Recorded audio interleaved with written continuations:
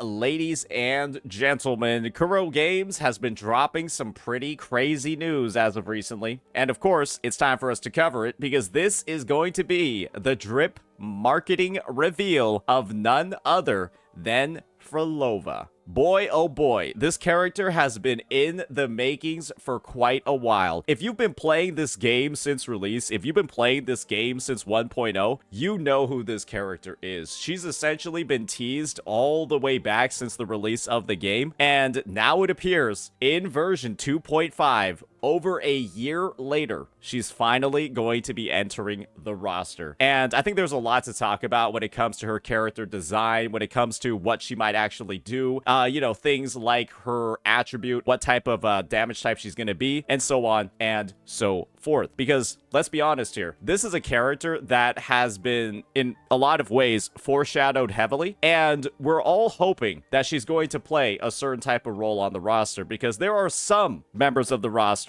that feel like they need a bit of extra gas, a bit of an extra teammate to get up and running. We're also going to be talking about her story integration too, on like what side she might be on when it comes to her allegiance to Rover, Fraxidus, all of that. So let's go ahead, let's just get right on into it and examine what this splash art is actually telling us. So we got post lament, anthem, whatever. Let us finish this performance we've all been waiting for together. As we all know, she was one of the main antagonists of version 2.0. If you're all pretty familiar with that story, which is, widely considered one of the best that Gacha's ever told, she was the main villain at the end of the 2.0 arc. She was kind of like that individual, the demon queen that we had to defeat. And, we had to go through quite a few obstacles to get through her. One of them being Hecate, that elite weekly boss that drops, ladies and gentlemen, a Havoc Echo. An Echo that deals Havoc damage and also bus coordinated attacks. And so, yeah, that gives a couple of clues for us as to what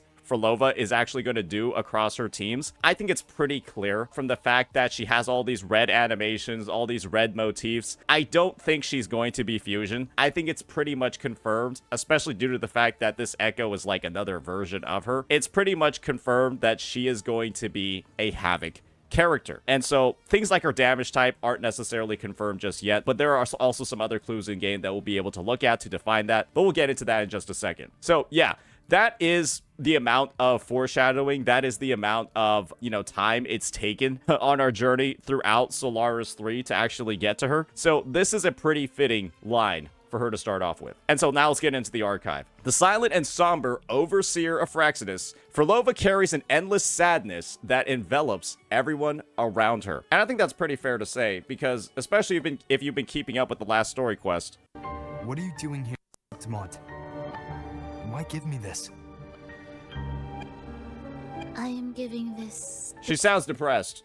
Yeah, that's something that I feel like every single person that's playing this game can recognize. Yeah, she just sounds sad all the time. So yeah, another fitting bit of story exposure over here, ladies and gentlemen. So that sadness, it envelops everyone around her. She weaves music that bridges the gap between life and death, crafting an ideal world within her heart. And so, not necessarily sure what that second half of the paragraph means. I don't think that gives us very many clues at all. Maybe she has like some domain expansion of some kind. But yeah, maybe she's Havoc Bane. Who knows? Not enough clues to actually get on into it from what we're seeing over here. So, with that out of the way, now let's look at the splash art. So this character over here, I think the biggest thing that's actually the focus is not actually her in the splash art. It is the backdrop of her, kind of being that conductor, being that overseer, directing a play. And, well, her eye patch is gone. As we all know from the 2.0 quest, her other eye is actually there, but it looks like it's got a bit of a debuff. Looks like she's bleeding a little bit of like a crimson moon or something like that. And so I've already said, and my take was already this way back before, because she already has the eye and it's clearly like hiding some sort of power. My take was that either during her residence liberation or during her forte or something like that, the eye patch is going to come off, and it turns out there's a good reason for that, because she's got some demon eye or some shit hidden in the background. And so the licorice over here is kind of like that flower, that whole conducting thing that she does. And we know one thing for certain that is lore confirmed across her kit is that she has control over echoes. She can tell echoes where to go. And she was actually one of the big individuals responsible for, I think, waking up like Overthrax in the 1.0 story. And so just to make sure I'm not talking out of my ass, let me actually find a cutscene of that cutscene. Surely it's in here somewhere. Ah, here we go. Here we go. Here she is.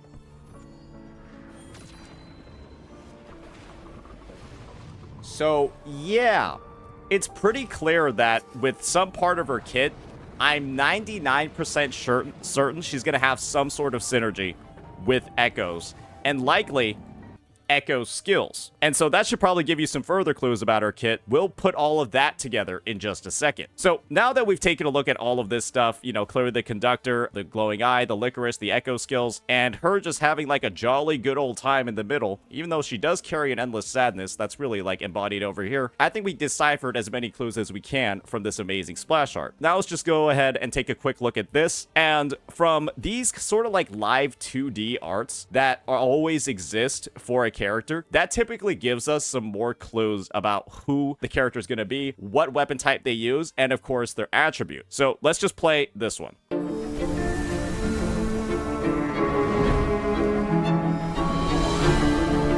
Okay.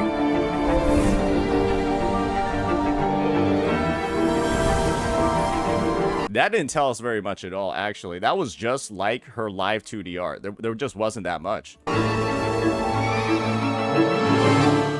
Except that she maybe likes opera music. So, let's read this a little bit. With licorice gently swaying in her hands, she leads the notes of the melody as if conducting an orchestra. These tunes serve as her weapon. The frequencies in her grasp can be tranquil or plunge into chaos. So I guess the plunge into chaos part is what's leading me towards Havoc. And of course, the fact that her echo, Hecate, is also Havoc, and she attacks with red, and she's all about red pretty much everywhere. So that's just what we're gonna go with for our initial speculation. Now, we've covered all of this, let's talk about the role that she's going to be playing on some teams. And so, we already talked about how her echo is Havoc, and she's gonna have some synergy with echo skills based off of this cinematic over here where she's clearly summoning and directing and conducting them. Let's talk about the characters in the game that are also Havoc and have synergy with echo skills. The first one being, of course, I'm gonna be honest here, one of the worst limited characters in the game. It's pretty fair for us to say at this point in Wuthering Waves' release, knowing all of the different, you know, characteristics of the meta, Cantarella's kind of not that great of a character. From the perspective of, she directly competes with Jeja for a role on the Jinsei team, and then kind of doesn't have any other teams in the game. She's a coordinated attack, Havoc, and resonant skill buffing sub DPS. And one of the big parts of her kit is the fact that a lot of moves in her kit are considered as casting an echo skill. You'll see that terminology across her kit multiple times, where things like her Forte circuit, right? Things like her baseline Forte circuit is considered an echo skill. You have her enhanced attack, Flickering Reverie, is considered an echo skill, her enhanced skill. Then you also got her Liberation, which is also considered an echo skill. Then you have a whole goddamn passive called Poison, where casting an echo skill gives her a 6% Havoc damage bonus. And the last thing over here is, let me see if I can find the exact, yes, Abyssal Rebirth. After casting an intro skill, Cantarella enters Abyssal Rebirth, which lasts for 25 seconds. In the duration, for up to 6 times, when resonators in the team cast an echo skill, Cantarella recovers 6 points of concerto energy. And echoes with the same name can only trigger this effect once. And so, she actually wants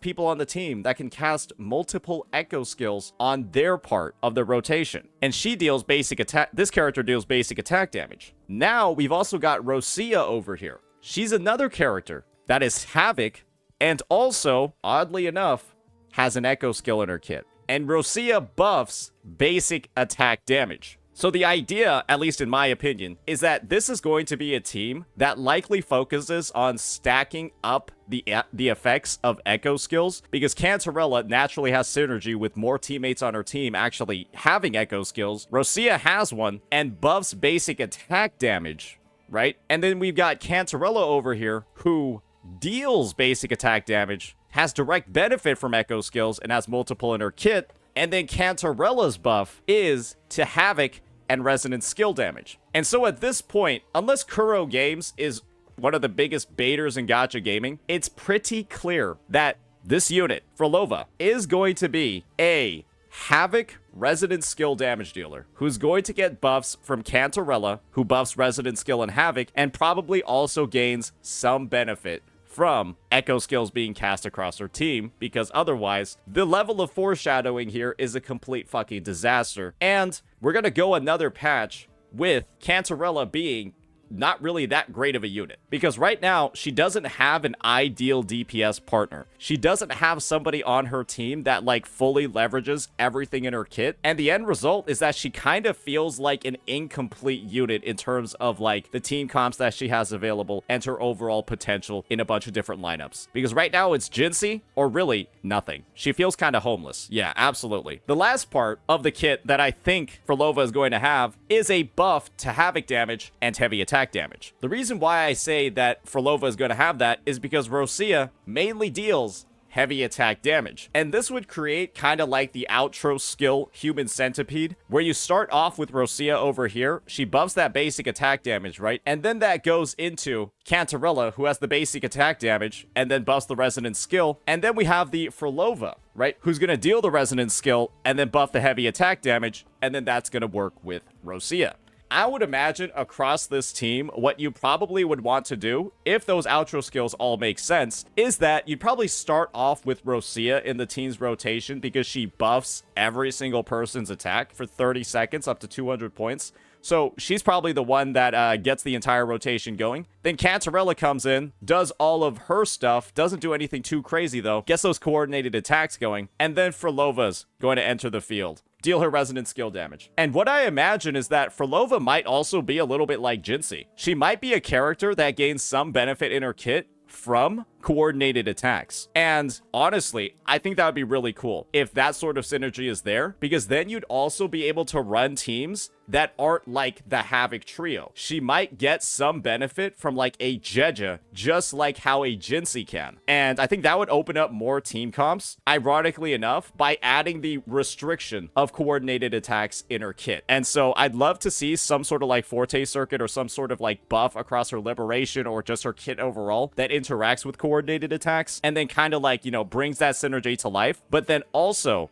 gives Jeja some opportunities to work in that team as well, because she also buffs resonant skill damage. The last part about this team that I think is definitely long overdue is finally having a fucking use for the Midnight Veil set. Yeah, I'm gonna be honest, guys. Midnight Veil is a piece of shit. This might be one of the worst Sonata sets in the game. It might actually take the title for the worst Sonata set in the game, because in pretty much every single lineup where you would use Midnight Veil currently, this was a 2.0 set by the way, in pretty much every single lineup where you would use Midnight Veil, it's honestly better to just use Moonlit Clouds, because Moonlit Clouds provides better buffs, and this over here, it only works with Havoc damage units. And I think, honest to God, that team that I was talking about before, with the Rosia, with the Cantarella, with the Phrolova, I feel like they might all use Midnight Veil. And that would be, honestly, kind of cool. It'd be kind of crazy, but mostly kind of cool if they all have those outro skills that end up buffing the other unit. Because what this set does is it gives you a Havoc damage boost of 10%, and then when an outro skill is triggered, deal an additional 480% Havoc damage to surrounding targets, considered outro skill damage, and then grant the incoming Resonator a 15% Havoc damage bonus for 15 seconds. I would love to see that. And I think that would be super cool. It'd be super interesting, again, to have all three units actually using this. Because one thing for certain that is a little bit unfortunate because of how bad Midnight Veil is that Lorelei is probably one of the most unused 4-cost echoes in the game. Yeah, this echo, which I'm sure many of you are a fan of and would love to see in combat, in your rotations and all of this, nobody uses this piece of shit. she's fucking awful. Not because of her echo skill, not because of like her passive buffs, but because the Midnight Veil set is so fucking bad, you would have no reason to ever actually use her. That's just how it is. And I'm gonna be real with you, ladies and gentlemen. It's high time that this set actually sees some use in the meta, because right now, I'm gonna be real. I got 432 pieces of it. Yeah, it's so bad, and it's so not worth leveling. I ended up with 432 pieces of Midnight Veil. I'm honestly just trying to use these. Yeah, my Echo inventory is gonna cap out just because of this thing. And ladies and gentlemen, hopefully, Phrolova, with this synergy, with Echoes, with the existing Echo skill lineup, with the existing Havoc sort of lineup that we have going on, I'm hoping it'll happen. And one of the big reasons why I personally think that's how it's going to go is because Rosia's like a buffer, right? She buffs every single person on the team. Cantarella is going to be the healer. And I imagine that Phrolova is going to be just kind of like the raw DPS of this lineup. And that would fit hand in hand with the fusion team that we have going on, right? Where Brant of the fusion team with outro skills that keep going into each other, Brant is the healer who buffs the Chang Li, and then Chang Li buffs the Lupa, and Lupa's the buffer in the team, right? And that's kind of like where their sort of like outro skill going into each other, the outro skill cycle, that's how it works in the fusion team. And I'm just hoping we get something similar to that with the Havoc team. And Midnight Veil is kind of like the perfect set to facilitate that and get it all going. And at the end of the day, it does need some use. So yeah, that's going to be our initial overview. That's going to be our initial take on all of the speculation when it comes to the Phrolova kit. Let me know what you all think, ladies and gentlemen. Hopefully, this was helpful, and peace out.